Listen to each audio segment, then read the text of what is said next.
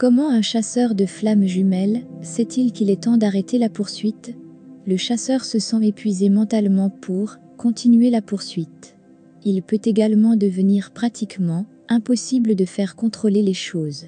Dans un tel scénario, le chasseur peut complètement décider de tout abandonner et de passer à autre chose.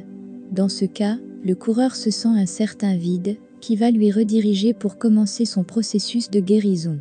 Il va travailler à guérir beaucoup de morceaux brisés de sa vie, qui ont été révélés peu de temps après avoir rencontré son jumeau.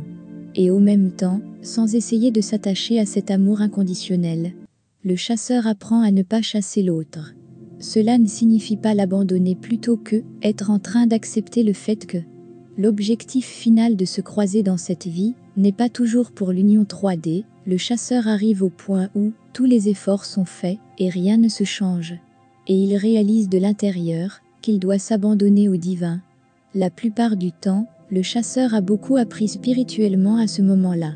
Il croit en l'union, mais il décide de se rendre au lieu de chasser. Cependant, dans de tels cas, même si le chasseur continue, le voyage ne se termine pas. Il s'active au bon moment plus tard, peut-être après quelques années, lorsque les deux jumeaux suivent des leçons de vie qu'ils étaient censés suivre. Les flammes jumelles sont ici pour s'aider à grandir et à guérir les blessures et les traumatismes du passé tout en gardant, pour l'un l'autre, une place dans le cœur.